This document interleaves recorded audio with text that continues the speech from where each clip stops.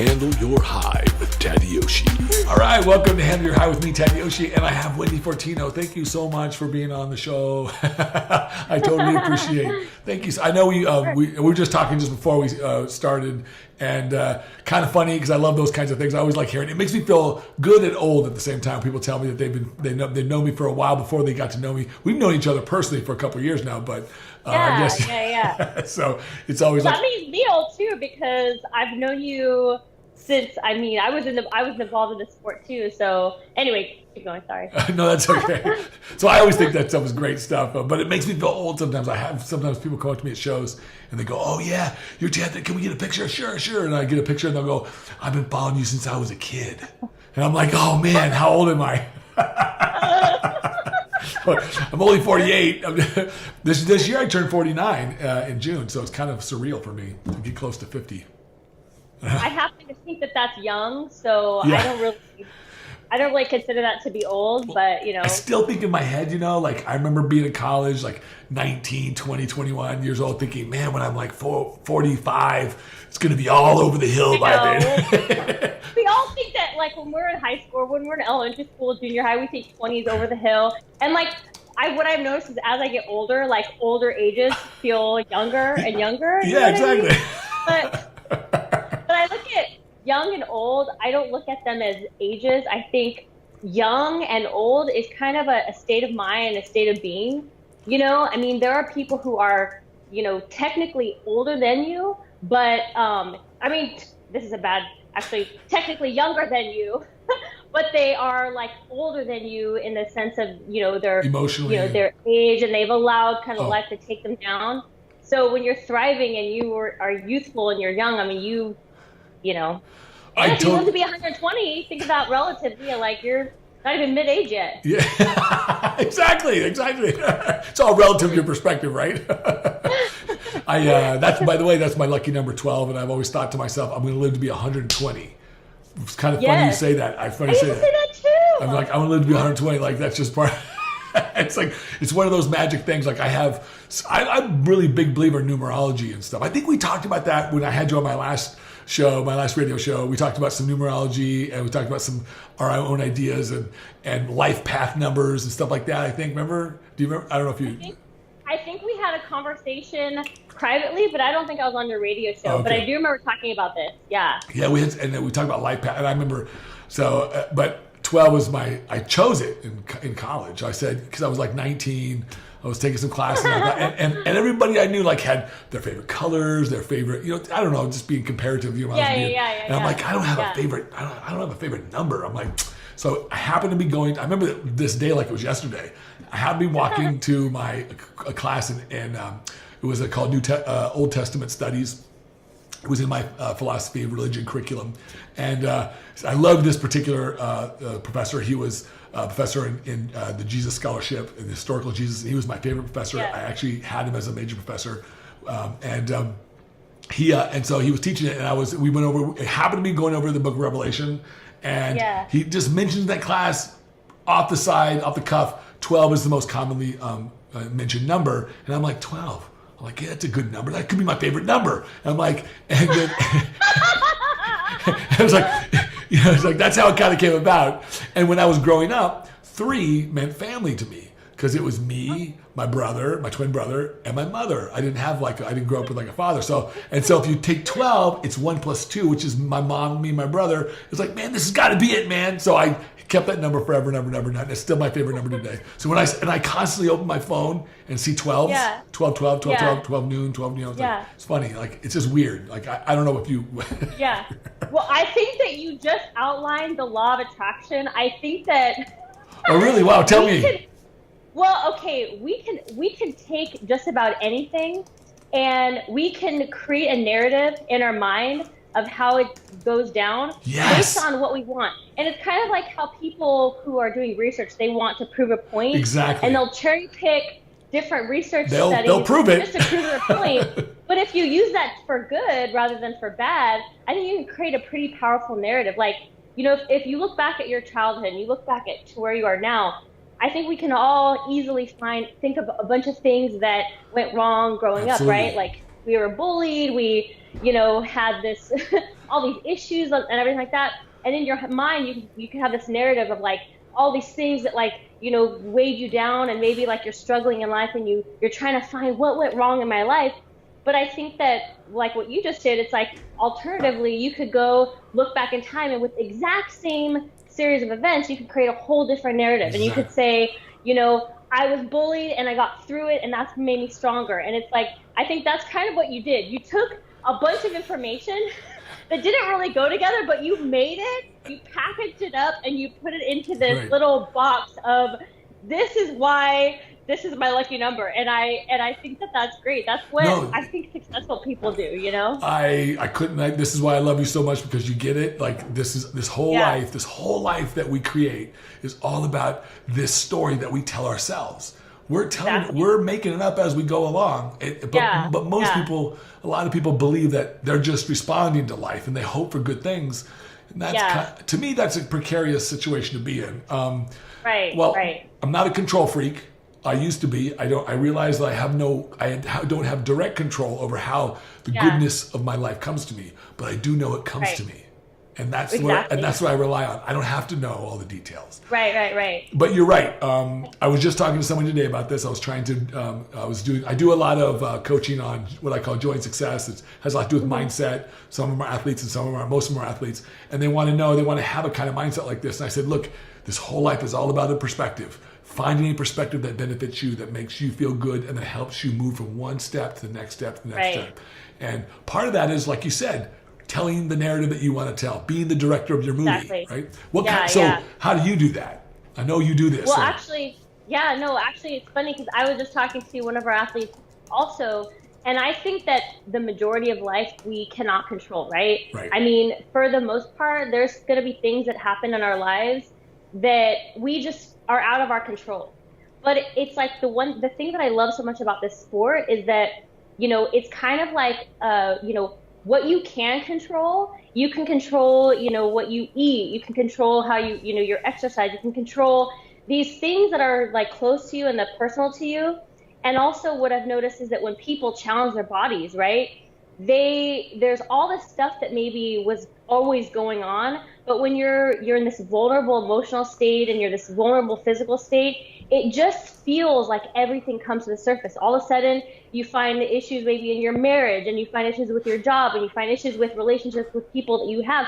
These things were always happening, right?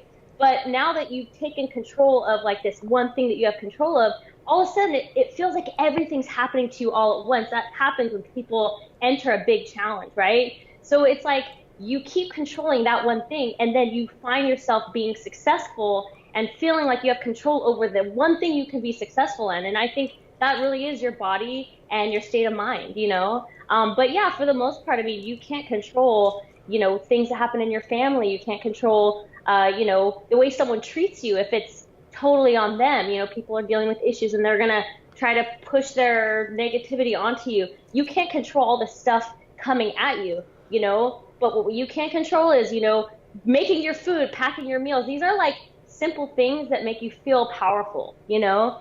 And so, yeah, I mean, I think that, you know, by taking charge of what you can control, you find that little bit of success. But I think a lot of people do. They just kind of like, you know, sit back and they're just like, they just let life happen. And they're like, nothing ever works out for me and everything like that. And I think they let all that stuff dictate the things that they do have control over. They allow it to sabotage their efforts and what they do. And I think that's where people find themselves just in this like jail cell of themselves, of their world, going, I can't do anything. All it takes is taking one step forward and controlling those things. Only control the things that you can, and then things start falling into place, you know? Is that how do you coach people with this, on this kind of mindset stuff with some of your people, some of your athletes? Because I find have to. Absolutely. If you care about people and you really want to help them with success, this comes with the territory, you know? And I think it takes somebody who's seasoned, who doesn't just know how to do a diet and training, but someone who's been through the trenches to really get it, you know, and have that just experience, not just the knowledge, but the experience.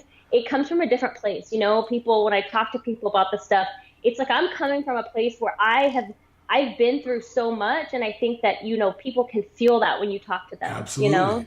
Well, absolutely. I talked about this before because I do the same kind of thing. You know, we only speak from our experience. I mean, we can learn things in books, and that's great, but that just guides us. Really, real knowledge comes from experience. We take that, we take that guidance and we apply it, right? And as a coach, so like I talked about some people coaches that I admire, and I'm really a firm believer that you really have to have a good tenure into this business of doing it to really have a good skill set, right? Like at least 10 to 12 years, something like that, of doing it, of being it, of becoming it, and before you really are proficient enough. Now that doesn't say there aren't some good coaches that are less than that. It just means that right. Most people want somebody who can speak from some degree of experience. So when you speak to your people, like what's important to you when you coach? Yeah.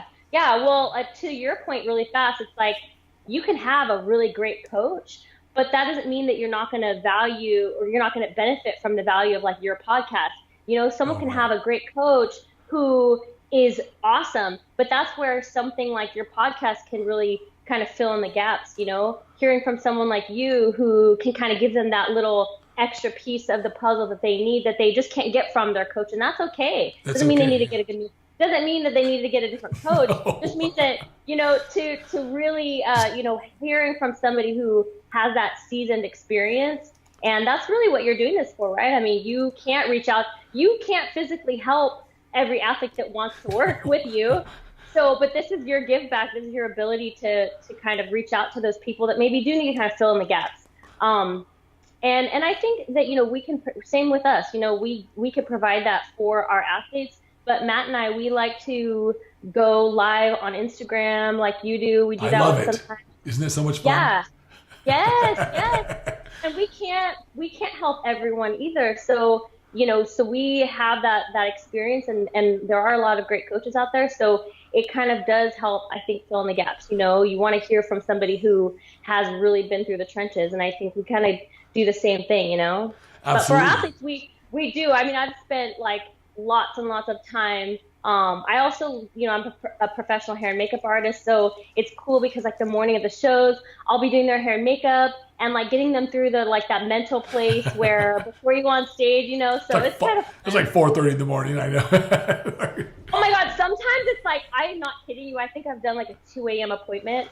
I'm just hitting my sleep stride at 2 o'clock. I know. I'm so glad they spread out Masters Nationals because when it was starting to really grow, there was like, you know, less days. And so there were more divisions like each day. And I would have like the figure girls, I would have to have them. I'm like, well, okay, the next appointment I know, I'm like, I only have 2 a.m. available. These girls are trying to get their pro cards though. So they're like, I won't even get sleep. Like, I just need to make it perfect. Like, I don't even care. And I'm like, okay. Okay. I mean, I got to get up too, but all right. No. Oh my gosh, that's the hard one. I remember early years ago, over 10 years ago, I used to spray tan people, some of my athletes and also and I only did it because I got tired of seeing how crappy the tans were at the regional shows. So I started doing it, and then everyone else started coming because my people started looking so good. So I would take as many as I could, but then I'd be like, man, like this is too much work. I'm like, like this, I can't do it anymore. so I feel for that, all that stuff that people don't see behind the scenes. It takes a lot of work. I know. The makeup, the hair, everything. Yeah. I know. Especially with go ahead. I was saying, especially with the makeup and the hair, it's a lot of time consuming. It's like very time consuming. Yeah.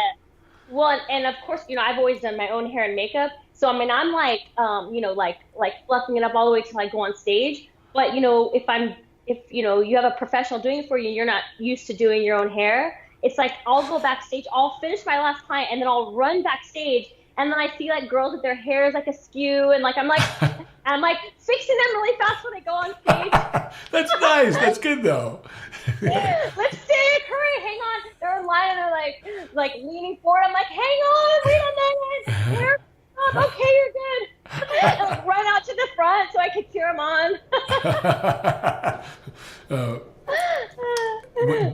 You're still doing that, right? At the shows, right? You're still going to Oh yeah. Yeah, a lot of. Okay, I wasn't sure because I know I see you doing a lot. Yeah. I see you doing your videos, and which is wonderful. I love seeing that stuff. And you have your ladies and the people that you coach. Yeah. So is that what? Now, Matt, have I met Matt?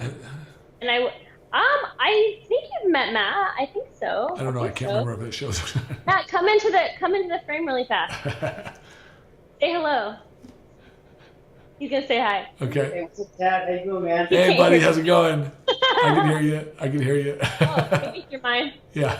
Well, so I don't market my services, and I don't have I don't like blow that up in my business because we have so many clients, and I have a hard time. Sometimes I might be able to fit in an extra client or two who's not our client, but for the most part, I can't. And also, we're so busy with what we have going on that I actually have my product, polishedpresentation.com. I have a makeup tutorial in there, and I have some other stuff for like that kind of the aspect of it. But when it comes to like traveling for hair and makeup for shows, I mainly do the shows where we're physically at for our clients. And then, I might be able to take on an extra client or two, but I don't try to market it because I've had show promoters want me to be the main hair and makeup artist, but I wasn't like physically able to do it. I don't have enough connections with other makeup artists to be able to manage all that. So I do it, but it's not like my main thing, It used to be, but not anymore. So what would you consider? What's your main thing these days? What would you consider the main focus of your businesses? Well, Matt and I, we have a bunch of products that we're working on, but right now my main product is polishedpresentation.com, and it's like a series of instructional videos for posing for bikini and figure competitors. And I'll give you one so you can take a look at it. Oh, absolutely. Thank you. And I have a coaches bundle that includes both of them, and that's great because like for coaches who are amazing coaches, maybe they always have to send their girls to coaches for posing and they're not really sure what they're going to get. It's really great for that aspect of it. Or like to touch up your skills so that if you have someone meet with you, you can kind of know some of the things. There's like a posing index. So I show like the shapes and the descriptions of how to create these shapes. So I'll give you one of the coaches bundles and you can see. Yeah, I had no idea you had this. So I will refer lots of people to buy it from your website or whatever, so that we can. I can't work with them. I can't work with everybody in person, and so I'd rather have something to watch and view. Yeah, it's great. So we have that, and then we have some other products, and then of course we do a lot of online coaching, and we do the contest preparation. So we're really we like you. We want to try to figure out how to reach out to as many people as we possibly can, but we are all about quality, and I don't want to just like create stuff and like push it out. So we have, when we create something, we want it to be so helpful and so strong. That's good. And that's where our main focus is right now. It's hard with like that when you have been at it this long, like you have, and like we have. It's hard to grow and expand when everything is like hands-on stuff. You can only take on, for example, so many hair and makeup clients, or I can figure out how to teach people the ins and outs of what you should be doing with your makeup on stage. I could have tons of people who can benefit from my tips and my instruction versus, I might be able to take an extra client or two in addition to our physical clients for a show, right? No, you're in, if I remember correctly, you're in Florida? Or are you still? We're in SoCal, so we're in Oceanside, California. Why did I think you were in Florida? Why did you used to be in Florida? No. Florida's pretty too. I think probably because you're thinking palm trees. I don't know. Yeah, I don't know. I lived in where are you at in California? We're in Oceanside. Okay. So near San Diego. Yeah. Oh yeah, I used to live in Temecula for many years. Oh well. Yeah. I was born in like Inglewood, California. So it's LA. Oh my goodness. Yeah. We did move here recently from San Jose, so That's what I was thinking. Okay, that's what I was thinking. Because I lived in Gilroy and in like San Bruno, which is South San Francisco. So I lived. So I've been all over California. By the way, I loved it up there. That's different. San Jose is much drier than San Diego area, but San Diego's better, in my opinion.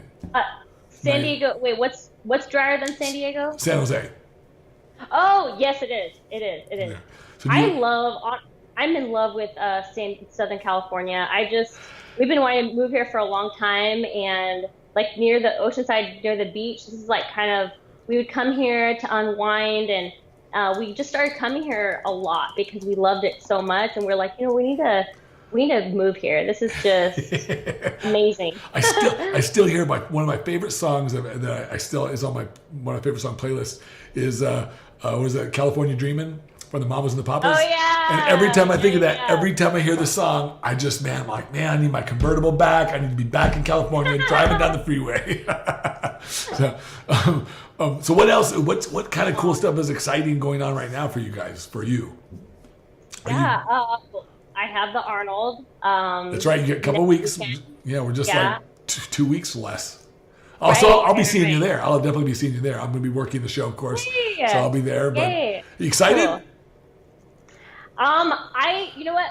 I think I'm focused, right? Okay. I think that like at this point, after doing it for so long, like when I first started competing, I would be excited, you know. But I think now, after this many years and this many shows later, I don't really get like excited. I get very anxious and I get, you know, I feel the pressure. But that's what I love because I thrive on pressure. You know, when I put a lot of pressure on myself and I feel like there's a lot of pressure on me, I feel like that's what it takes for me to find the level I want to get to. You know, like I know a lot of people, they struggle and they crumble, but that's what I've kind of worked so hard to get past in my life. I've been an athlete since I was 7 years old, you know, and I struggled with the pressure and everything like that for so many years. And I'm at this point now where I thrive on it, you know. What is it about the pressure that would make you sort of cave in when you were versus today? What's the difference to today? Yeah, well, before it was like when I would expect a lot from me, or I felt like people expected a lot from me, I felt like there was this huge fear that I was going to let people down or I was going to let myself down. And I think that's something that a lot of people deal with, you know. And I would sabotage myself. Like when I was a track athlete, I would get so nervous and so worked up that I would waste so much energy before I towed the line. And I would run like not even as fast as in practice sometimes because I would just get so nervous, you know. And it was something I always dealt with. I was always, you know, dealing with this thing. So then in 2008, when I got hurt and I was just trying the sport out just for fun, I didn't have any pressure on me at all. And I remember I would just so, you know, had so much fun on the stage. I was like, do. And then I won the overall. And then all of a sudden, pressure started again. Because I'm like, oh shit, I'm like good at this. Uh-oh, you know. Now I got to perform. And that's when, right. And I did struggle with that, right? Like at the beginning when I realized like this is another thing that I'm going to want to challenge myself at. And then all of a sudden, I think I had a breakthrough probably like a few years ago where I started really, and social media, I think had something to do with this too. You know, you put yourself out there and it makes I love sharing my journey and I love the community that it creates. And I think that helped me a lot, you know, just giving support and getting support from people and to people. And then I just kind of started just conquering this fear. And I got to this point where I started thriving on it. Like it would make me crumble and I think I would sabotage myself. And then all of a sudden something from within, I think all of a sudden I started going, I could do this. Like, and I would conquer it. And I was like, I got this. And now it's like, I feel the pressure and I'm like, bring it on. You know, I like this, you know? That's good. I like that.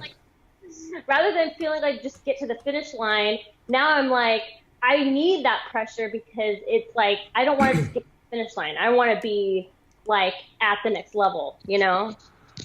How do you feel? Like, I think that's so great. I think social media can be used in both ways. Like it can be used to help us and it can also hurt us sometimes. But in this case, oh yeah, I think for like, I don't know. They say that it's worse on, like I've read some studies. They say that it's worse on ladies than it is on guys, especially if they're growing up. Right. There's this because this huge comparative analysis that goes on, right? Like, yeah. And girls are really hard on themselves and each other. Has that ever been an issue for you? I'm just curious. Like, did you ever struggle with stuff like that? Because you never. Yeah. To me, you seem. I'll be honest. Like you've always seemed you're such a very sweet and tender-hearted person, and so those kinds of people sometimes feel like they get walked on a little bit, and so, but you seem to all be very sincere and very authentic, and very open, and I like that. So, but those kinds of people, because I'm that way, and I know that it takes a bit of thickening of the skin sometimes to realize, like, okay, I know who I am. I don't, nobody else can define me. So, how have you had to deal with that? You nailed it around the head. That used to be how I was. I was a very like sweet, I think I am a sweet person, but I think I did allow people to kind of take advantage, and it was like the kindness was also weakness, I think. It feels like But that sometimes, but I don't think it is. yeah. You know, it feels like that. But so I was never comparing myself to other people or ever felt insecure about that. But I did always feel like I never wanted anyone to feel uncomfortable around me. So I think I toned myself down, and I didn't like, fulfill my potential, in a lot of times, in a lot of ways, just because I was always so concerned about making someone feel a certain kind of way, or making someone, sad or upset or whatever. And it hurt. I allowed it to kind of affect me. And I realized that this is affecting me, but it's not changing anything on their end. Like, for example, if I, if I tone it down, it's not like they're going to get happier. So Right. when I started Very wise of you to figure that out. right, I got a little older and a little wiser and realized that I can't fix that energy. You know what I mean? Yes. It's only by like allowing myself to be affected by that energy. It's like no one wins, Mm-hmm. And I started getting stronger, and that's when social media really helped me, because I would show my strength, and people were like receiving it really well. And I think, but you have to have so much compassion for people at the same time. I think that people get too hard of a shell sometimes, and it turns to bad, because you have to kind of remain untainted and like keep the chip off your shoulder, because when people are mean to you and they try to tear you down, I think sometimes people will lash back, and all the haters, and they lash, and they just assume everyone is like trying to pull them down, and then they go and and I actually feel like, I still have compassion for people when they feel a certain type of way, and I don't want that either. So it's like kill them with kindness kind of a thing, but genuine kindness, like really care about their feelings and realize that they're coming from a certain place that, you don't know where that place is. You don't know where they're coming from. And by being just being your best self, that may affect them negatively, but eventually, in my experience, if you continue pushing that energy and being genuine about it, there are so many cases in which those people, they turn a corner. Absolutely. And they remember that you were always there to give them that positivity genuinely. And sometimes they come back into your world, and they have made this full turnaround, and they're like, you know what, like you were always there. You didn't judge me or this or that. And so it's amazing how that kind of works. You know what I mean? I know exactly how that works, because I consider it like it's what I call fair weather friends. Like these people who are friendly only when they're friendly too, and or you're only or being positive. They're only positive as far as the negative situation will allow them to be. Exactly. And that's very conditional kind of living. And I've tried my hardest to find perspectives that allow me to take conditions out of the picture. So it sounds really exactly what you're talking about. And focus on what I want to give. Because as I've said before, like I know I'm the beneficiary when I give, I get what I give. So if I give love to somebody, even if they're spewing forth hate, it doesn't matter. That's not the point. The point is that I get to receive that I give. So I totally agree 100%. I think it's a really, it's hard to have that perspective. Like what, because to me, it took a lot of studying, it took a lot of work, and I've been doing this kind of work since I was 19. I went to seminary, like that. So how did you come to it? Because like you had such a wonderful perspective as well, such a really delightful perspective. So how did you, what, was it your life that sort of moved you, or tell me what it was? Yeah, well, navigating it is really difficult when you feel like your kindness is weakness, and you want to still be kind, but you don't want to be weak. It's a very difficult balancing act. I don't honestly know. I mean, I can't. I didn't read like books to make me think a certain way. I mean, I read books, but it's not like there was like a certain book that I could tell you, this is the book I read, and this is how I think a lot of it is just I feel like there's different intelligences, Absolutely. And growing up, 100%. I have a twin sister. Growing up, she was so book smart, and she could sit down and she could focus and she could study and she could memorize things like so easily. I was a daydreamer and I was a wanderer and I was very artistic. I was an artist, just, just naturally, but I was just very spacey and I had a hard time focusing. And so it was hard for me to figure out. I always just thought, because based on the traditional forms of education in terms of that goes, I was not like smart, But as I went through life, I found that I had strength in my ability to problem solve and cognitive thinking and, being able to receive energies and understand them and compute them in ways that I realized other people, that wasn't natural for them, because there's different types of intelligences. And so this is always a strength that I think I've had, is to be able to receive information, comprehend it, and then just get it and problem solve and think of how. So I think through experience, I've utilized some of that. And that's kind of just, I think, something that I've just always had in me, You just reminded me. I knew you had a twin. She's identical, right? You guys are paternal? She's fraternal. Because know I have an identical twin brother. And I did. I remember you telling me that now, but I forgot. Yeah, and we're very similar. We're very, very close. I love my brother so much. He's a part of me. So, and truly a part of me. I love my sister. I love my sister. And I love it when I hear siblings say that. It was so rare growing up. No. I would talk, I only knew a couple other sets of twins, and they were a set of girls, and they hated each other. Oh my God, I did that. Well, I understand why. So when you grow up as a twin, if your sister looked like you, then you get compared a lot. So you're always trying to... Actually, I was 5 inches taller than her, and we spoke empty life, and we were so close growing up because she was really good with like the book smarts and I was really good with artistic stuff. So it's like we would trade our talents. Like she would do my math homework and then I would do all her art projects and anything that had to do with any type of problem solving. And we worked together. We were a team. It's kind of funny because my brother and I, when it came to school, we would share information at home, like help each other with homework. But like, I can honestly say to this day, I never cheated on anything in my life, never copied off my brother, never cheated at school. You're better than me then. No.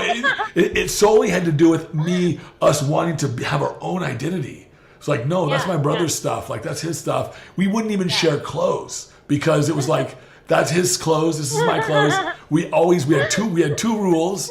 The first rule was ask before you touch it. And and the second rule was put it back where you found it. I was like, you say with such like, I can tell this is so fresh in your mind. Yeah, it's like 40 years ago, man. This is coming back to me right now. I feel like we are going back in time with that. Oh my gosh. The passion there, I could feel it. There was so many funny stories, but my brother and I, we did get along really well. But there was one thing that always stood true, and I don't know if you and your sister were like this. When we went to school, everybody knew that we were a team. Like if you picked on one of us, you picked on both of us. Yeah. And I made no bones. We both made no bones about it. They're like, oh, we don't want to fight you because I'll have to fight your brother. I'm like, yep, that's right. You got both. Like, this is not a fair world, brother. I'm like, both of us, neither of us were fighters at all, but we do backflips in the schoolyard, and everybody thought that because we could do backflips, we were like, you don't want to mess with us. Somehow they thought we were gonna like do backflips in their face or something if they messed with us. It's funny. But we did. Did you guys look alike? I mean, I know you were taller, but did you look alike? We look a lot more like now. We started to look alike. She had a major growth spurt from 8th grade to freshman in high school. Oh. She grew like 5 inches in one summer. Oh wow! Jeez. And I grew to 5 feet tall in 6th grade, and I thought I was gonna be like a good height, and that's where it stopped. I literally stopped growing in 6th grade. That was it. She was like, she kept going, and I'm like, oh, she passed me up by like an inch, I think. Oh, okay, so today you guys are about the same. We're the same, and we look a lot alike. We have very similar mannerisms. They called us the Giggle Twins in high school. I love it, the Giggle Twins. And we had our own language, so we did too. It was like, and but we did kind of like, I don't know, we weren't totally in the same crowd like towards the end of high school. She went up to Nebraska. I stayed close to home. We both. Where was home? Modesto area. Okay. So I went to East Bay. my undergraduate. Yeah. So undergraduate school, I went to Cal State Stanislaus. We both put ourselves through college, and she was a diver and I was a track athlete. And so I actually started coaching. I was basically coaching myself through the end of high school, and I didn't really have any guidance or anything like that, but I was just so determined and so motivated. I didn't really have any big colleges looking at me, and I had to put myself through school. So Cal State Stanislaus, they offered me a scholarship to pay for school and everything. And so I took it, and I stayed close to home, lived with my parents for undergrad. That helped me a lot. So I got through college, and she went off for a scholarship for diving in Nebraska. So Wow. we kind of split days. And then I went, and I was teaching gymnastics and waitressing.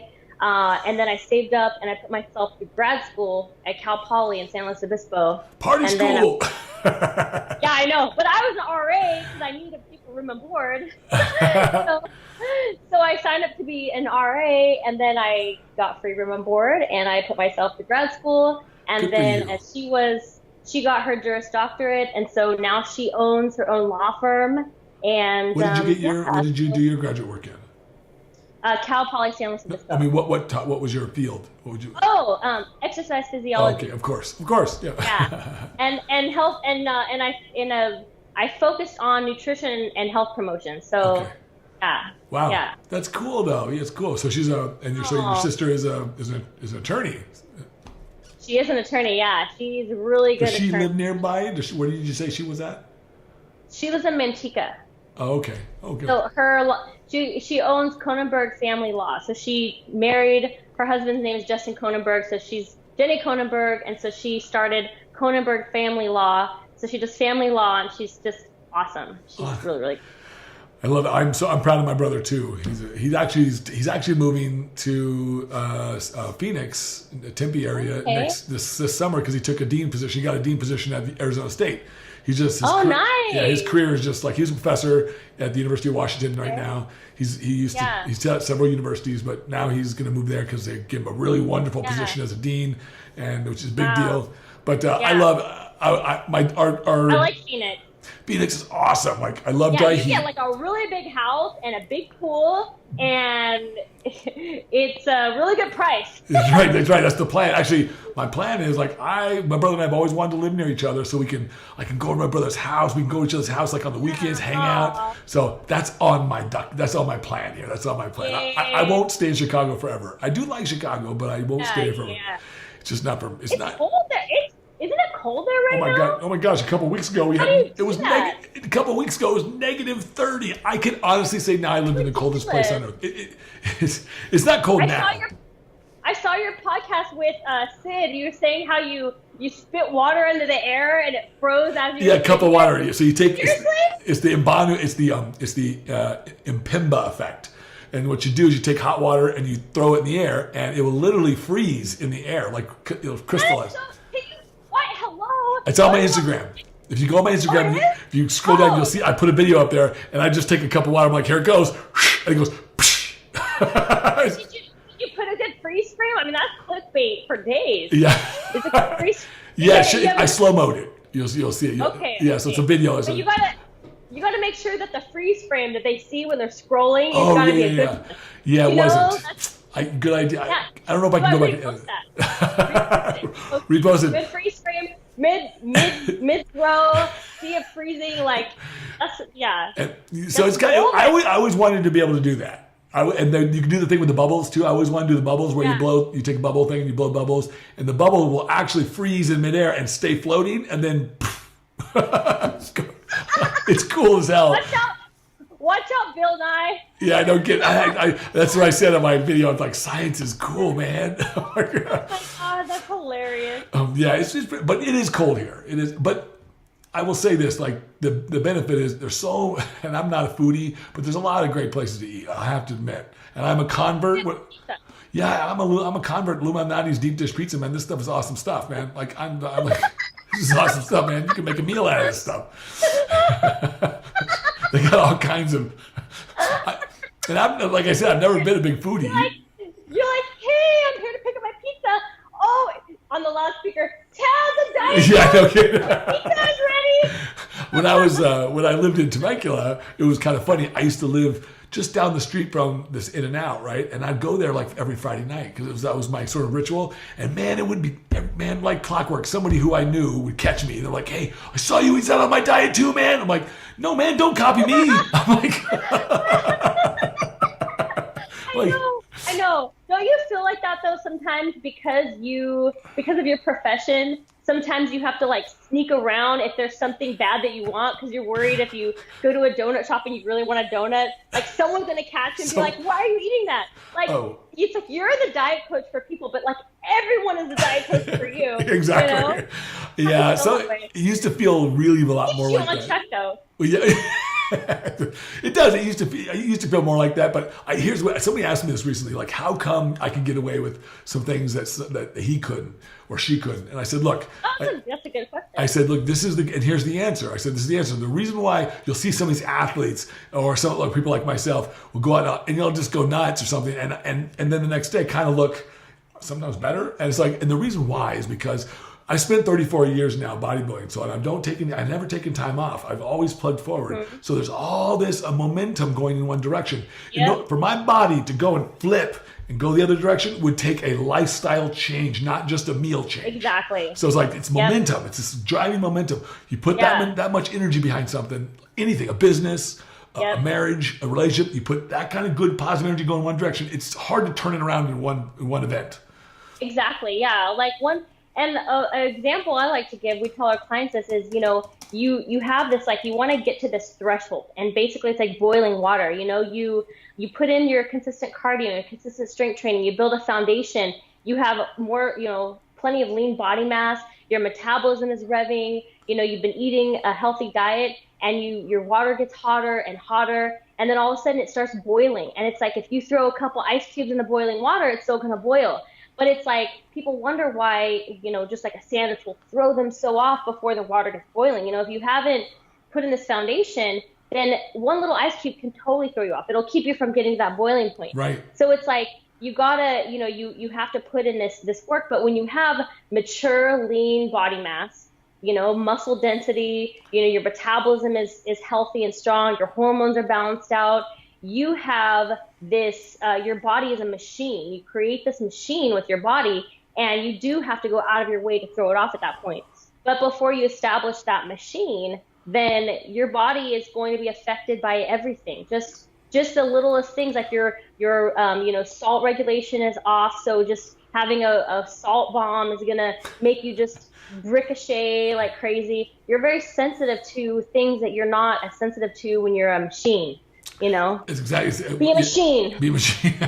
It's the momentum that we create, right? I mean, you can't sit on the couch for 10 years eating ho-hos and watching daytime soap operas and think that overnight you can go and start this new lifestyle and you're going to be moving that quickly. No, it takes a bit of momentum. It's like, I use the example of rolling a ball down a hill. Like right now, like everybody wants to roll the boulders. Like you don't start there. You start with pebbles, but it will eventually become a boulder if you let it roll far long enough. Yeah. And then and it's hard to stop it.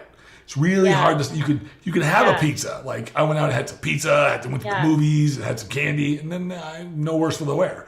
But had I been in another situation, in another body, that would have probably derailed me for the week. How about when you go and you finish a crazy step mill session and you're just like dripping sweat, and you get off the machine and you're just like barely catching your breath, and someone comes up to you and it's like, "What's your secret?" Time. I'm like, this is my secret. And you're coming out, you're like, basically it's like when you're putting in the work day in and day out, and you're just, all is just putting in this work. It's like, my point is like, you'll be, that's like kind of like a joke, because it's like, you're like showing your secret, Right. It's like, you're seeing it, right here, you're looking at it right now. Here. And it's the day in and the day out, and, you can't really, I don't really believe in trying something, because I hear people say, "Oh, I've tried everything and nothing works." And it's like, trying something isn't a thing, It's like you either commit to something and see it through, and you see how your body responds to it, or you don't. Because, if you try something, you're not going to really know. I like that. I like that. That's like so. I like that because it distinguishes between. Because I hear that a lot too. It used to drive me nuts. And I used to repeat my favorite line from The Empire Strikes Back, because I'm a real big like science sci-fi Star Wars fan. Yeah. And Yoda, he says, Luke Skywalker's trying to raise up the X-wing from the swamp, and he's like, he says, and he talks about, it's too big, and Yoda's like, well, you judge me by my size, like, I can do it. He says, he says, okay, well, I'll try, and he's like, no, try. There's only do or don't do. That's it. There's only do or don't do, and it's okay to not do it. Exactly. But you move towards what you want. You don't, So I use the same analogy. So people say, "Are you gonna try it?" I say, "Look, man, just go with the intention that you're going to do it. If you fall short, it's okay." It's like, exactly. But or like if someone says, "Does this work?" and it's like nothing works, right? I mean, there isn't a diet that works. It's like you work. Like you're I like that. That's good. I like that. You're a walking metabolic machine. You are working. Your heart is pumping. Your oxygen is flowing. You're working right now. Your body is working. But how hard do you want to make it have to work to do what it needs to do? So nothing works, right? So what you want to do is you want to think that, it's not like, this exercise is going to lower your blood pressure. It's like, walking around as metabolic machines. We have oxygen coming in, we have oxygen getting delivered to our muscles, and that process is very, it's a very rigorous process that our bodies go through. And the fitter we are as humans, the more efficient we become at doing that. So how can we create a machine that is more efficient at consuming oxygen, delivering it, pumping our hearts efficiently, getting blood traveling through our bodies? What can we do? So rather than think of this one diet working or this one exercise plan working, it's like you're working, you're the one who works, and you put in the work and you create easier work for your body. These are all your children inside your organs. They're your children, and you have them in your house, and you want to nurture them and treat them well and give them plenty of oxygen. And then you're like, oh. I know, I'm like, she's taking such a motherly approach to this. This is wonderful. I mean, and they're my kids, and I want them to be healthy and strong and get plenty of oxygen. And so it's like, what can I do, right? How can I give them more oxygen? How can I give them more blood? How can I get them, working for me, right? And then it's like, okay, I need to do cardiovascular activity. It's not a belief system. It's something that I need to do to get that working efficiently. Once I get efficient at that, then my strength training becomes more effective, because you can pump more blood into your muscles when you're more fit, and then the more fit you get, the faster you're going to recover, the less things are going to create, the less inflammation you're going to have at your joints. You're going to move better. You don't have a bunch of synovial fluid buildup. It's like all these things you're already doing those things. So you're already working. All the stuff that you do helps that work, right? Absolutely. It's I love the metaphor that you're using, because it totally shows the feminine perspective. And I love seeing things from different perspectives, because that helps me to see the world differently. That's my main goal every day, is how can I see things in a different way? Because that will lead me to new places, right? New learning, new places, growth. But some people, unlike you, who see their bodies and their internal workings as their babies, some people want to beat the shit out of them. It's like, right. And that's just I'm like, man, you don't have to torture yourself to do this. I get it. There's a time and place, but it's like, one of the things I'm always saying to people is, be kinder to yourself. Speak nice to yourself. One of the best ways that I know how to be kind is sleep 8 hours, eat good food, use your body. These are forget about being an athlete. These are just some nice things to do. If you don't do, if you just treated your car that way, it'd be pretty good. If you don't treat your car that way, it's probably not going to run real good after a while. Exactly. And I know. Neither are our bodies. So is that the kind? Now, do you work mostly with athletes or with all kinds of people? Well, I have worked with all kinds of people. I actually before I started doing my business full time, I was a fitness director at Stanford University. Okay. And so I ran all the fitness facilities at Stanford University, and I worked with the coaches. I was actually one of the strength and conditioning coaches for the football team in the Harbaugh days, but I helped with like the cardiovascular component. So getting the football players on spin bikes and in the yoga studio was kind of fun. But I did this. Go ahead. You did what? I did the same thing for Oregon State University when I was at Oregon State. I was the strength and conditioning coach and for the football team, and it was just kind of funny because the coach saw I was so big and he knew what I was studying. I was studying exercise science, so it was just kind of funny. He wanted the team to be bigger. We were running the option at the time. Now we don't run the option, but so they needed the big guys, and they weren't big. So I was there to help them get bigger. So that's awesome. That's awesome. It was fun. Yeah, no. But it's frustrating. They don't like to eat good. They just want to eat whatever. No, I don't even. I didn't want to get into that. I mean, the Stanford football team. It's like saying that is kind of funny because they have like a whole entire staff of strength and conditioning coaches that to focus on every little aspect of their training, and they have a nutritionist and they have everything. You know, the football team is very very well off. They have everything you could possibly need for a team, you know what I mean? It's pretty insane. I don't know if it's like that anymore, but back then it was, you know. I'm sure they won the Rose Bowl every year. Yeah, I know, you know. I remember, yeah. It's a great school. Like, I love it. Oh yeah, and every time they would win the Rose Bowl, we'd get some kind of a gift, like Nike sunglasses or something. Nice. But anyway, my point is, I know, it was awesome.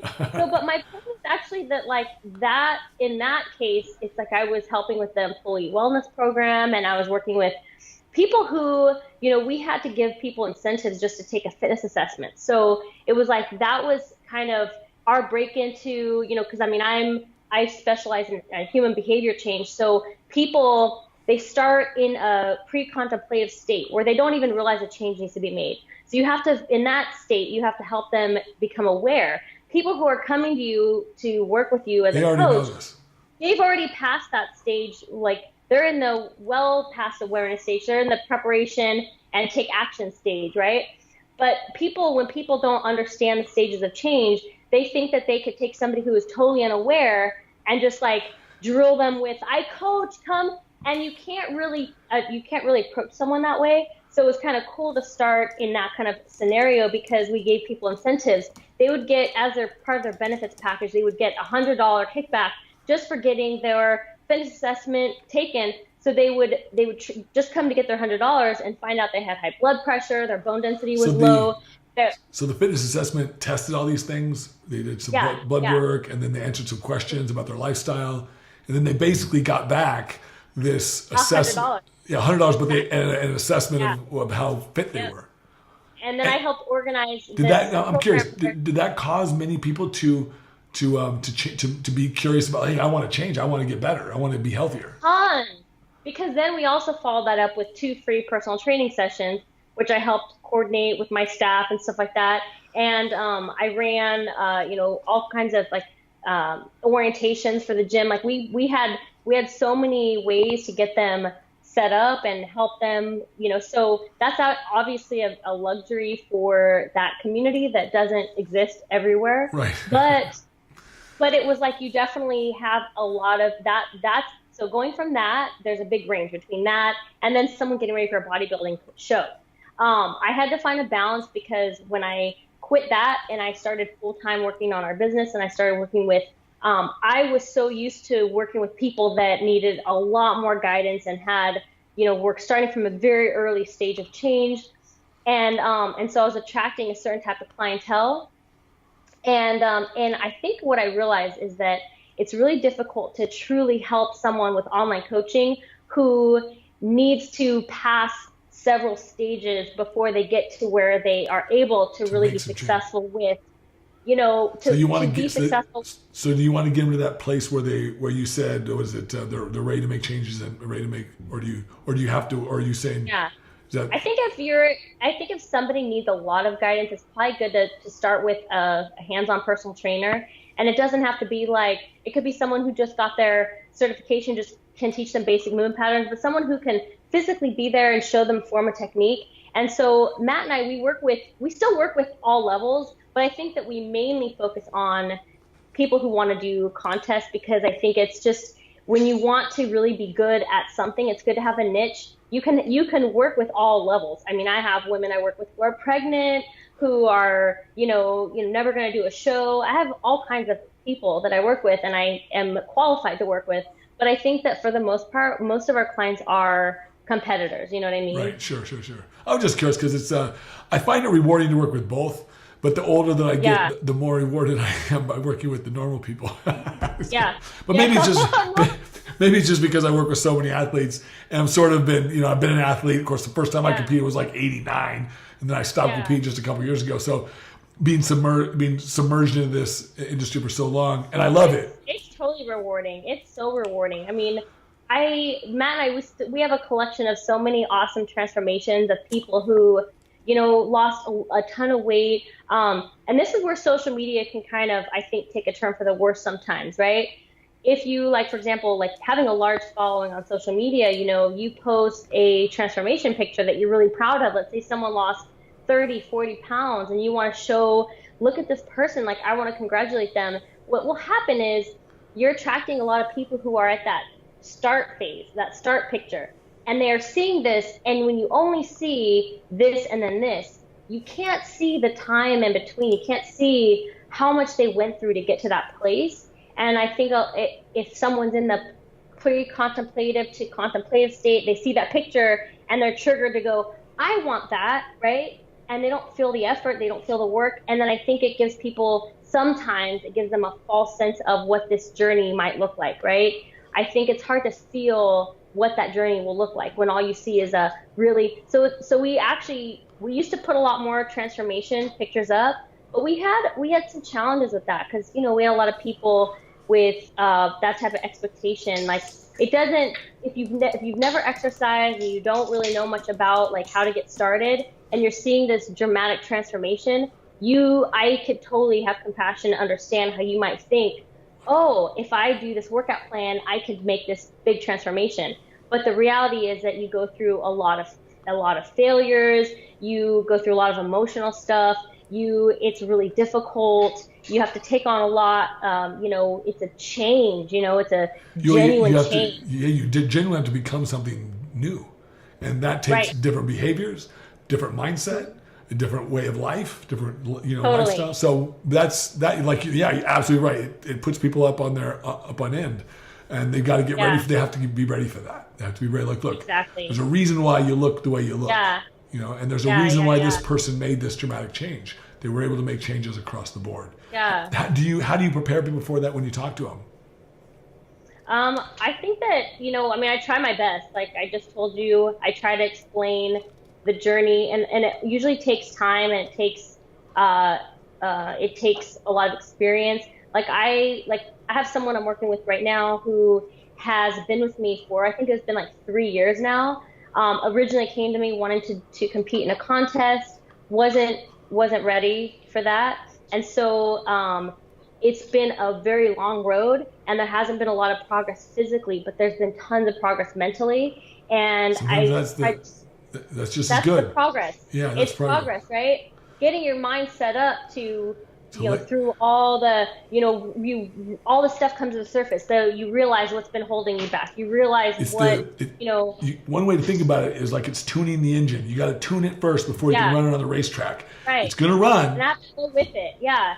I can't really tell people everything they're going to go through at the very beginning, because they see that, they think, oh, I'm going to just jump in a contest prep. I'm going to eat perfect with my diet. I know, because I woke up today and I decided that this is something I want to do. And I'm like, okay. I appreciate the determination, but once you get started, you'll see what I mean. Like, it's really hard. No. I decided, I woke up, this is it. This is chicken and broccoli for me from here on out. And while you're at Cheesecake Factory eating your like cheese sticks and your bread and you're determined, it all sounds well and good when you're happy and you're dead and you feel like you're just on top of the world and you know that you're going to wake up tomorrow and all of a sudden things crush this.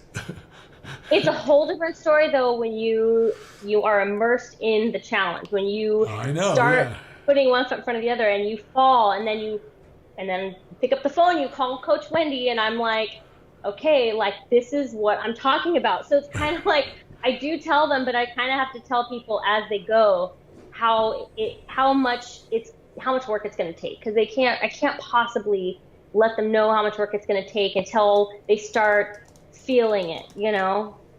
Absolutely. Does that make sense? It makes perfect sense. A lot of times people do, and it's good to have that kind of optimistic, sort of very gung-ho. Yeah. But yeah, I think so too. Yeah, it's great. But there's this. I always say it like this: though, people are just as positive as the negative situation that approaches them.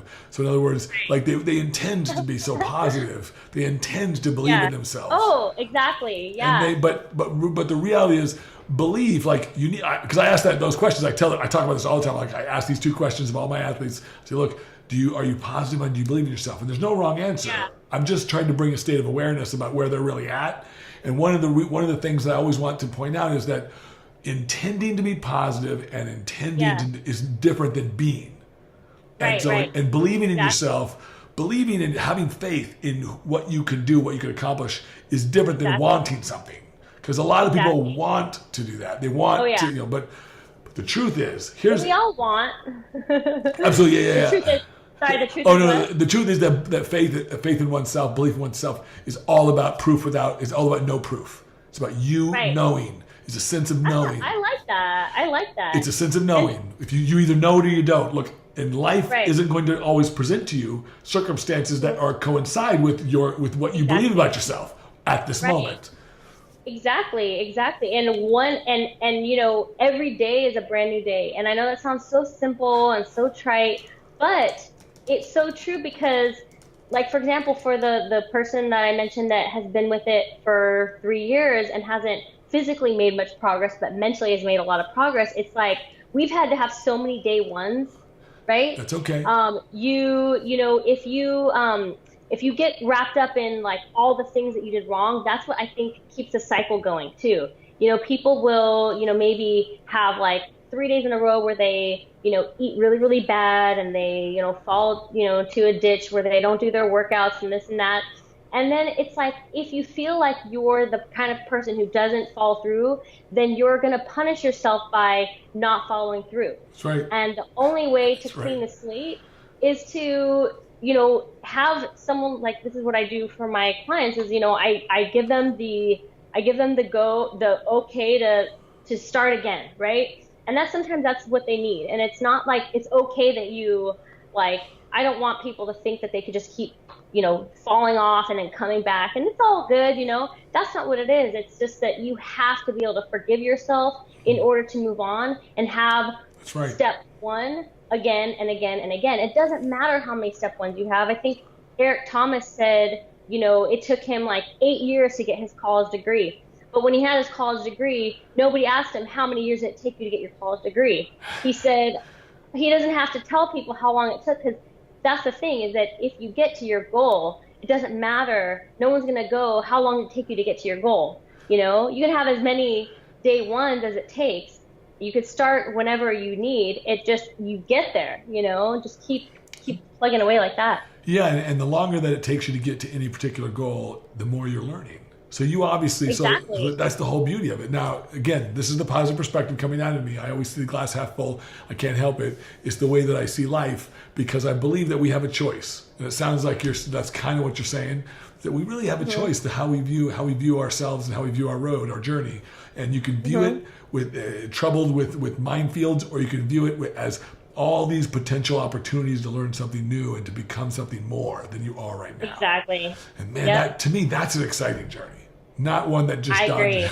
So, now, I'm going to backtrack a little bit, because the last time I saw you at the Olympia, we talked backstage, and I remember you telling me about some stuff that was going on. You had some some kind of ulceration on your head, but it seems to be all gone now. I didn't even notice it then, so maybe you can tell everybody about what that was about. And I just, because I felt so bad for you, I felt like, oh man, you had it was so tough on you. I was like, man, so Well, this is breaking the story. No, I haven't really opened up about what I went through. Guess I will now. No. You don't have to if you don't want to. It's just like, no. I mean, I'll kind of touch a little bit. I've been trying to find the courage to really talk about this, because it's a really hard situation to talk about. And here's why, because I had a horrendous thing that I was going through last year, and I kept wanting to open up about it. And this is me like not wanting to be someone who makes excuses or whatever, but every time I would compete, I was so worried that if I opened up about it, then people would think I was making up some kind of excuse. Oh, it's just an excuse. Oh, I mean, it's a legit. To what you're placing like, or something. Right, like let's say, I went to the Olympia, I didn't do as well as I wanted to do, and then that wasn't the time to open up about my story, because then it's like, oh, she's just making an excuse.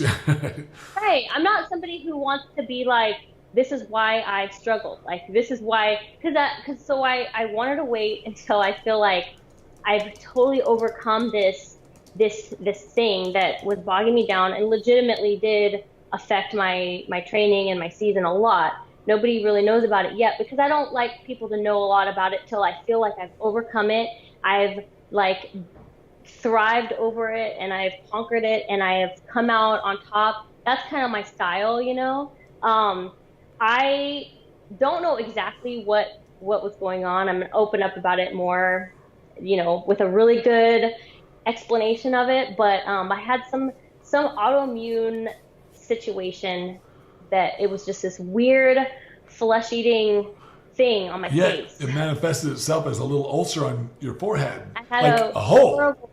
It was a hole. Yeah, I looked like... You literally had another hole in your head. I did, yeah. Now, I could never tell because you always had makeup and you couldn't tell, but... When you got up close, yeah. When you got up close, you could see it, but I was... I had them all over, but that one lasted like 7 months, and it wasn't just cosmetic, it was extremely painful. Like, I couldn't function. Like, I was... Oh, my gosh.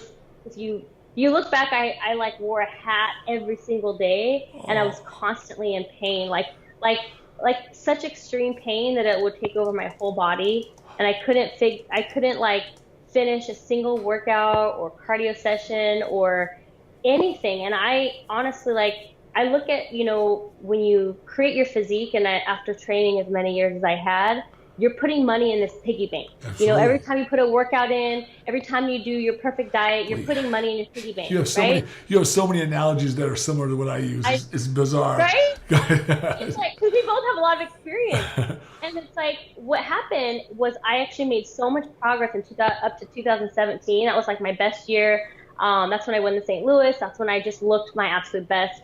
I was there. I judged that show. Thank you. I know. I was my best, and I wasn't my best yet, but I think that's when my body really started feeling like it was okay. And then last year, it was like I was taking money out of the piggy bank, right? And I had been at it for so long that I was still able to maintain well enough to hang, right? I was hanging at the top, but I mean, I wasn't like winning shows, but I almost won. Like the first 4 shows I did, I took second. So it was like doing pretty good, right? And then my body just kind of started like lackluster. Nothing was popping. You could feel something going on. Well, I could, my muscles, I like that condition. There's certain things that we all have strengths and weaknesses, but I have that detail and that, just something you can only get with years and years of being an athlete. You have good, clean shape. It's easy to see. It's nice. It looks good. It's proportioned as well. I know. I like it on stage. I've always favored your physique. I like it. Thank you. Like the details in the back, like that's my strength. Like I have lots of I have like small insertions, so I have like small details, and that's always like kind of what I think stands out on me. And it was like things were just kind of blending together, and it's kind of watery, and my glutes were just, nothing was, the presence, I still walked out there. But my first show, the one, the North Dakota, I just remember, this kind of I've never opened up about this story, but I'll open up about this. I will never forget. I was really going through it, and I had, and I don't know, maybe my collagen on my face wasn't turning over or something, but it was just like crispy, and I had, was dried out and everything like that. So my skin looked terrible, and I've always had good skin. I've never dealt with any skin issues. I took really good care of my skin. And so I just remember it was so bad.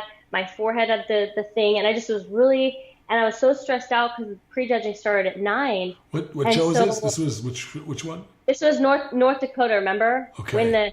When the judges noticed something was a little off with me. And I still took second, right? So I just remember that I was backstage and I was in the bathroom and I was frantically trying to fix my face. It was just, I was like, I wanted to cry because it was so, and I'm in the bathroom and there's a girl in the stall, in one of the stalls, and she comes out and she goes, Wendy Fortino, is that you? And I turned around and it was like all of a sudden, like something came over me, like my impression on people has to be bigger than my problem, you know? Because you never know, you meet somebody and, you know, you make an impression on them.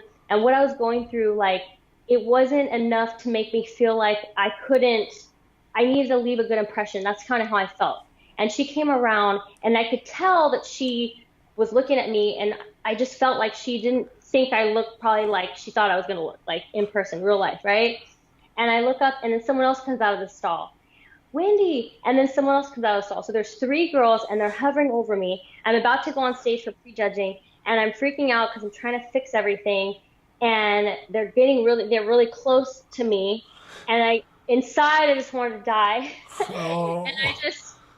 And I said, oh, and I brought them in on it. I was like, yeah, I bumped my head. That was my excuse. I just used that excuse. I bumped my head and I'm trying to figure this out and I'm trying to cover this up. You know, I'm struggling with it. And inside I'm just like crying. I was like, oh. You know? and so she looks at me, the one girl looks at me, she goes, well, I think there's a makeup artist over there. And I looked at her and I said, I am a makeup artist. You're like, my problems are bigger than you think. I was trying so hard to cover it up. I didn't do very good on my makeup. I was just frantic, right? And I went on stage and I just remember like I was so insecure about it. And I just pulled myself together. And right before I went on stage, I was like, Wendy, like pretend like you're beautiful. Like just pretend like you think you're beautiful and just convince everyone. Because that's what I teach people, right? Like if you convince everyone, then they'll believe it, right? And it's like I knew that I wasn't looking like myself. Like I don't even like to look at pictures. Now I'm sure that if anyone watches, they're probably gonna look at. I didn't look like myself. I looked horrible. My face, my body was still cashing out the piggy bank, right? I still kind of was hanging on to what I'm created. So it was like my body was looking okay, but I was not doing too hot. So I walked on stage and I just had my confidence, and I just, oh my God, I'm like getting emotional. And I went out there and I just did my best, you know, and I got second. It was a really tough lineup and I still got second, and I thought, oh my God, I could do this. I could do this. I could do this. And so then I pulled myself together, and I think the next show that I did was the St. Louis. It was a week later. I was going to do back-to-back shows. And so I came up with a game plan because I was still dealing with it. I was like, okay, this is what I'm going to do. I'm going to start with my eyes. I'm not going to start with that, you know, my makeup wise. I'm going to start with my eyes, and then I'm going to do everything else. And I had this whole system. Like I was like, I'm going to do, I had a whole system. So then I figured out how I was going to do my hair and makeup and how I was going to make it, you know, come together. And I looked a lot better, but I was still just, you know, it was still horrible. I was still in pain. I was still dealing with it. And I showed up to prejudging with a Band-Aid on my forehead, or, you know, to check in, because you had to check in before prejudging. I had a Band-Aid on my forehead. I was trying to figure out how I was going to deal with this. And Bob Chicarillo was like, what happened to you? And I was like, oh, I bumped my head or whatever. And, shut the fuck up, Bob. He's like, oh, okay. And then I think they were all teasing me about it, and I was like laughing. I was like, yeah. Jerk off. Yeah. So, and then I did the St. Louis, and I took second place again to Nadia White. She looked amazing. And I was like, okay, so I didn't win, but I was like, okay, Wendy, like, and it was a tough lineup, right? I remember I judged that one too, I think. Yeah. I mean, I was like, okay, all right. Okay, Wendy, like, you could do this. So then I did the NorCal, right? And I got second place to Carly Starling. She looked amazing. I was like, oh my gosh, Wendy, like you're doing this. You're like getting through this. Like how? I don't know. I was like, how am I doing this? How am I getting through Mind this? over matter. Mind over matter. I was like, so then I was like, what am I going to do? So Chicago Pro was I had like 20 points on the board, but you never know for sure. It was still scenarios that could happen. I thought Chicago Pro is a show that I've almost won twice before. I've never won it, but I almost did twice. And I took second place to Sid Gillen. Of course. I took second to, I know, exactly. So I thought I'll do the Chicago Pro. I get like almost the last call out. That's when my body was really starting to wear down, and it was like not hanging on anymore, and I was not. And then I think I came back a little stronger at the end of the season because I just kind of like dug deep. Things were starting to get a little bit better, but I was still dealing with stuff, you know? Right. That must be rough dealing with, especially in a sport that's judged on your appearance, and also compound that with being a woman, because women are so judged so severely by their beauty. And so that must have played a role. It was humbling, but I think in a good way. I think actually I took a step back and I thought, you know, okay, I've never dealt with skin problems before. I've never felt self-conscious talking to somebody close. I've never gone through this kind of stuff before. And I think for that almost a year, I felt self-conscious. I felt like when I talked close to people, I felt insecure. I had all these things, and I started realizing this is exactly why this is happening to me. Like I need to be. That's the positive perspective. That's the positive perspective coming out. See, I like pointing this stuff out to people because this is how champions are made. This is the kind of attitude and the kind of mind you have to. Everybody experiences tough stuff, right? But it's how do you handle it? What perspective do you hold that gets you through it? And it's not the adversity that separates people. It's how you deal with adversity. Because for me, relative, this is the hardest thing I've ever dealt with. Someone else, whatever they're going through is the hardest thing they've ever dealt with. So it's like you can't really compare apples and oranges and say, oh, mine is harder than yours or whatever. Mine is the hardest for me, and that's all I know, right? And this was the hardest thing I think I've ever had to go through. I don't mean to interrupt you, but I want to tell you one thing before you go, because I don't want to forget. Because I remember you going through all that. I remember judging you at the shows. I remember seeing some little things in your physique that I didn't see before, and I knew something was going on. I didn't know what, but it wasn't huge yet. But I do want you to know that whenever I talked to you, especially last year after the Olympia, and you told me about the situation, that you always have your beauty comes from truly for me comes from within. It does not. I see the same person. I really do. And it's a feeling you get. It's the energy that you get from somebody. And you have such a really warm and wonderful spirit. I want you to know that, and I want you to really, really hear that from me, because it's the truth. It's the truth. So go ahead. I don't mean to interrupt. Go ahead. I honestly think that we should all be humbled at some point in our lives. Oh, absolutely. You know? I'm gonna get emotional here. That's okay. We all need to be humbled. We all do. And humbling is not when you win. I hear people win and go, I'm so humbled to win. No. Humbling happens when you have a hole in your head for 7 months and your eyes are baggy. And a Band-Aid over your forehead. I had holes in my face. My eyes were baggy constantly. I had a hole in my, I didn't look myself, and I didn't feel beautiful. And it's okay. It was okay because I was getting through something, and I needed to feel that. I needed to experience that. There was a reason for it. And I think that, we could all use a little bit of humbling in our lives. And that's exactly what I took from that. And I am grateful for it. I know that sounds crazy, but I am, Absolutely. You should be. Yeah. I mean, so grateful for how I feel now. I feel strong. I feel healthy. It's crazy that, I feel like I have my face back. I feel like I'm appreciative of such stupid things now, that I always took for granted before. It's like you have a whole new lease on life when you go through something like that. Absolutely. Well, that sounds like it's the same kind of great mentality that I would hope for in everybody, which is you take these experiences and you extract from it that is beneficial to you, that adds value to you, that helps you become more. So that's so good. It could easily have just gone the other way. Some people would take it and go, oh, I've heard people say, oh, I would never want, that's horrible. I never wish it never happened. Really? Do you really wish it never happened? I don't want it to happen again. No, of course not. You learned your lesson. That's okay. We don't need to. It happened. Okay, we're good. But the truth is, like you said, you are a different person, a stronger person, and I think a better person because of it. And I think you're right. I think we all need to sort of have our humbling experiences. We all have our areas, right? Like it's important to learn what we need to learn. So but certainly hasn't changed. Certainly all it did for me is reaffirm the wonderful person that I know that you are. So and that's really good. That's such a good thing. That means a lot from you. Well, I always want people to know like some of these things. How I'm a person that easily expresses how I feel. I believe in it. But I also think that when people know more about some of these deeper things, about the struggles that we all go through, then it's easier for everyone to relate to each other. Because really, intrinsically, we're all really in the same boat.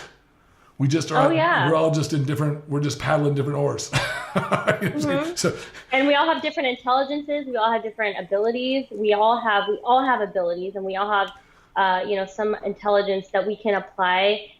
We have to find what it is that we're good at, that we're passionate about, and make it. And in this day and age, I think that there are so many opportunities for just about anyone. I mean, you could make anything a business these days. Isn't that great? It's crazy. It's awesome. I mean, it wasn't like that always. I don't think some young kids realize it's like, no, man, this is not like it was always. This is a unique time. This is a land grab. This is what it is. It's a land grab, and you can get what you want. Yeah, it's exciting. But what was it? Go ahead. No, you could like run a business on like teaching people how to, read with their feet. Read with their toe and do this. I don't know. There's guys and gals on YouTube who are making 7 figures playing video games. Like, I know. I'm like going. They got like 5 million viewers and like get like all these views on their videos, and all they're doing is playing video games. I'm like going. I was never a video game person, but I started thinking maybe I gotta start learning how to. I squandered my time. It's like I should start. Well, anybody want to watch me though? I don't know. Some of these guys are. I'm just dumbfounded, but I think it's awesome. They sell out stadiums larger than football stadiums. I know. For people to watch them live.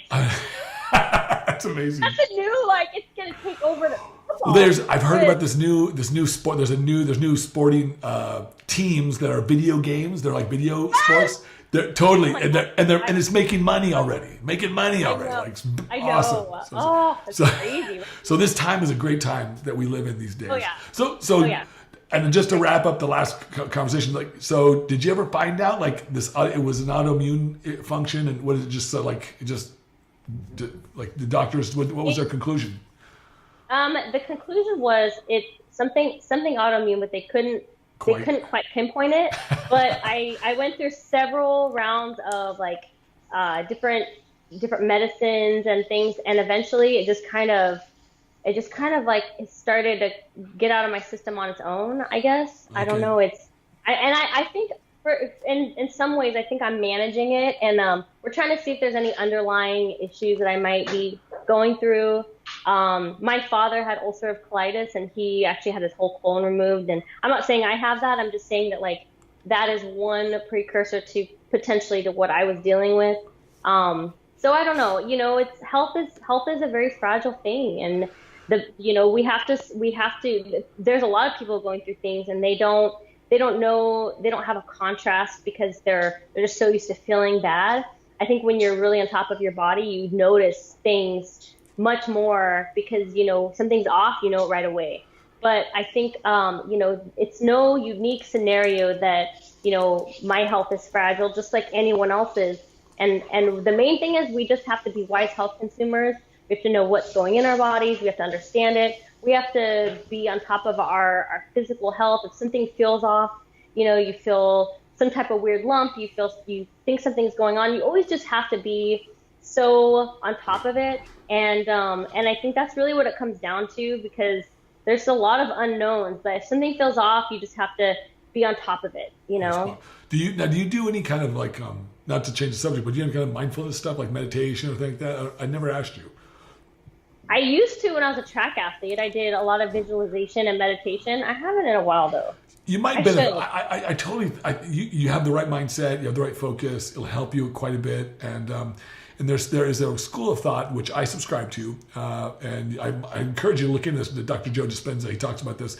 A lot of these underlying like immune function issues, diseases, cancers, you name it, all the disease states are due to trapped energy in the body, usually from emotional trauma early on, and we pass these things down sometimes. These energetic issues to our children and stuff like that. We can literally pass them down.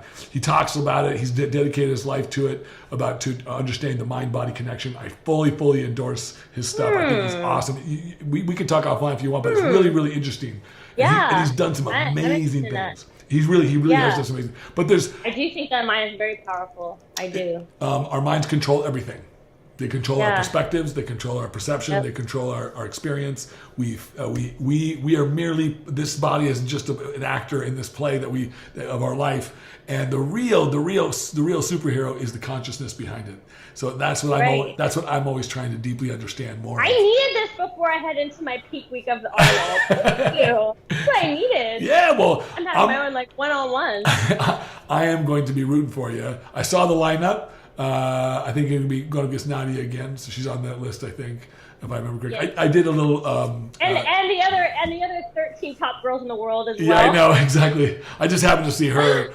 There's so many people. I look at the list these days, and sometimes I don't recognize half the names because there's so many new pros and stuff. It's just hard to keep up with everybody. Good. There's a lot of up and comings. I feel like we're in that place right now where there's like a new generation coming in. Absolutely. There's a lot of new girls that are super strong and amazing, and it's exciting because it keeps me on my toes. Yeah. How do you see this like you coming from the last several years competing and really being at the top of the game? How do you see this new field? Like, what does it make you feel like?